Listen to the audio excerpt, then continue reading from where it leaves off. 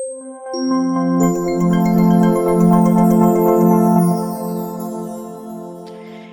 everyone. I am back. It's Dr. Hammond here with your mental health moment. I hope that you have had a wonderful week. Today, I am in the Tampa Bay area of Florida where I reside.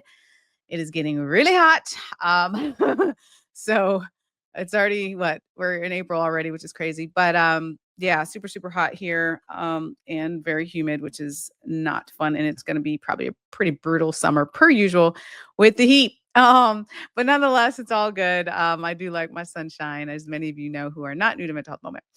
For those of you who are brand new to Mental Health Moment is all about how do you work on becoming the best version of who you are so you can show up powerfully for yourself and for the people around you. So we talk a lot about mental wellness, different tips that you can do to strive to be better again for you and for the people around you. I again want to remind you that a lot of mental health moment it it's just not an overnight process. So a lot of the tips that I share on here are things for you to try out. Some of the things may work amazing for you. Some of the things take a little bit more time.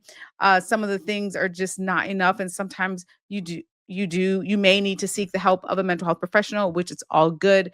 If you're at that place, anywhere you're at in your wellness journey is okay.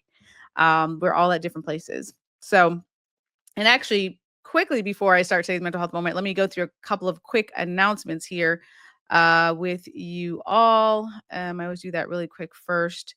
And let's see, let me go through the calendar really quick. Okay, so two quick events coming up here this month, actually, and I've announced it before, but I'll announce it again on today's mental health moment. On Saturday, April 12th, I'll be speaking at the International Nanny Training Day out in Clearwater, Florida. So if you're in the area, be sure to register for that. And then on Thursday, April 17th at 6 p.m., I will be in Tampa at Kaiser University.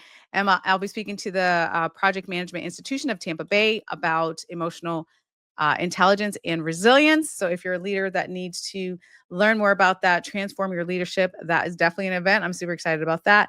And also on the 12th, actually, I'll be speaking, April 12th, I'll be speaking about mental health and wellness for our youth and for nannies and for caregivers and how we can best support them. So if you're in the area, in the Tampa Bay or Clearwater area on either of those dates, be sure to sign up and I'd love to see you there.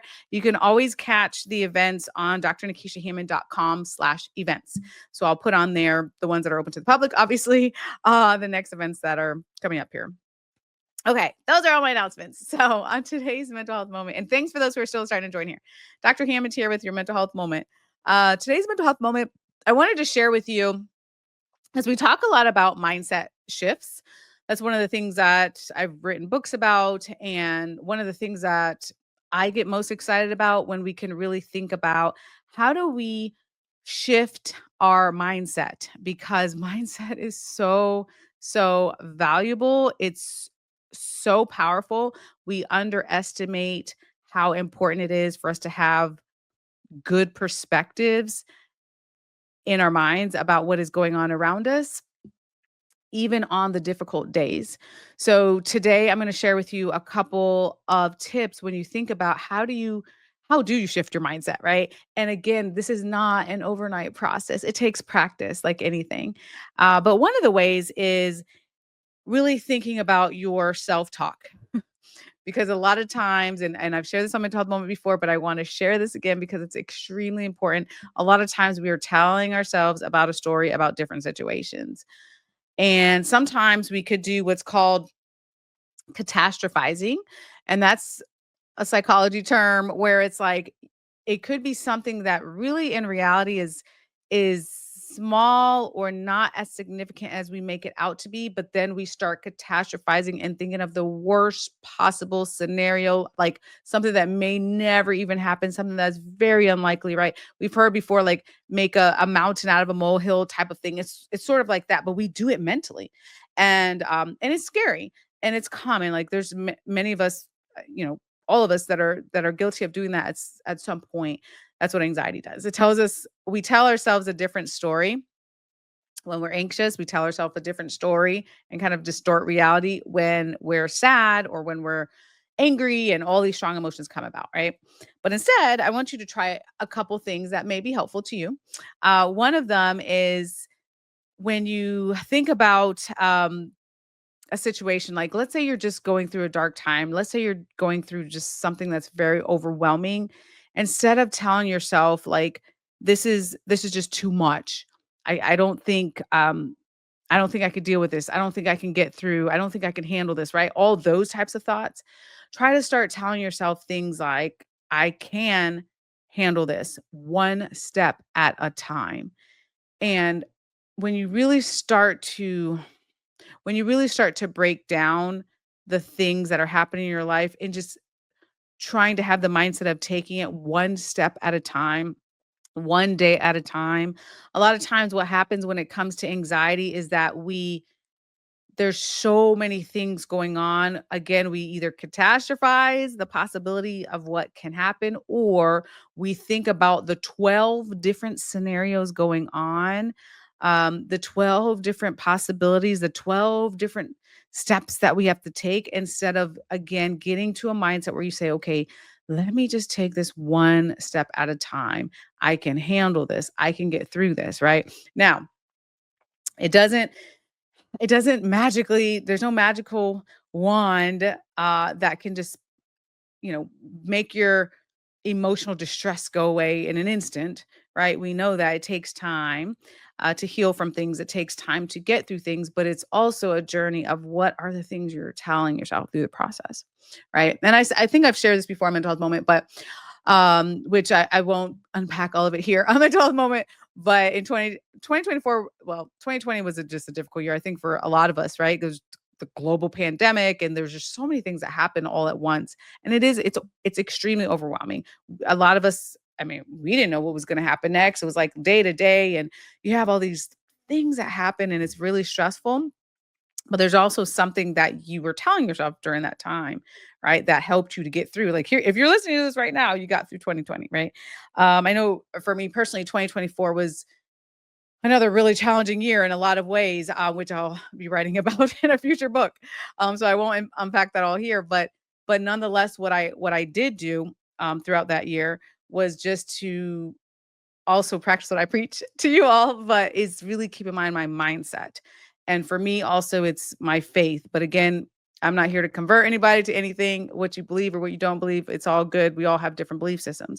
But between faith and between mindset, that those were some of the things that helped to get me through, right? And making sure to remember what are the things that I'm telling myself during this time.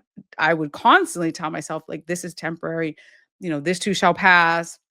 I can get through this. This is really, really hard, but this is not forever. Doesn't rain forever. Like those type of things to remind myself, like, we can, I can get on the other side of all these challenges, right? So it's again, it's important, and it's still hard, and you still can have emotional pain from what's happening to you, but it's a matter of being resilient. We talk about a lot about resilient mindset, right? I'm a Health Moment. It's a lot about being resilient, and it's a lot about what are you telling yourself. So another thing that I love, really love so much, I feel like I've seen it so often on Instagram lately, probably because of the algorithm, who knows? You like something, and then all of a sudden you start seeing all the same type of content. But one of the things that I've seen often, and I wanted to remind you all of also, is reminding yourself when you it's not uncommon for you to get to a place where you're saying like, why is this happening to me? Or, how come I'm going through this hardship? Or why am I going through these challenges? Like it's not an uncommon thing. We're all human to ask ourselves that. But if you work on shifting your mindset to instead ask yourself, what is this trying to teach me? So fill in the blank, whatever thing that you're going through right now. What is this trying to teach me? What can I learn from this? Because I hope that you know that through adversity, you can also it's hard. It's really hard. No one well, I don't know of anyone that wishes for adversity, right? We don't wish for hard times. However, the positive of it is that we can, if we allow ourselves, grow through that time and become stronger from it and recognize what is it trying to teach you. So for you, whatever it is that you have going on right now, you don't even have to put it in the chat, but you can think to yourself, right? Like, what is this situation trying to teach you? How can you be a better person as a result of that? How can you get through? How can you know that these challenges you can get through them? Right? Like those type of questions to be asking yourself. So that's a second way that you can think of really asking yourself these type of questions, because we ask ourselves all sorts of questions, right? Some of them are not so great. And for all of us on the planet, we have negative thoughts and we have negative things going through our head, and we have self-blame and we have self-doubt and all these things. But in addition to that, if you also say, okay, let me think about how am I really getting through this, and what is this trying to teach me? How can I be better? Right? Like those type of questions. And then the last thing I'll share with you today, as I'm wrapping up here in today's mental health moment, is that it's easy also to get into a state of, again, what I talk a lot about on mental health moment about self-blame.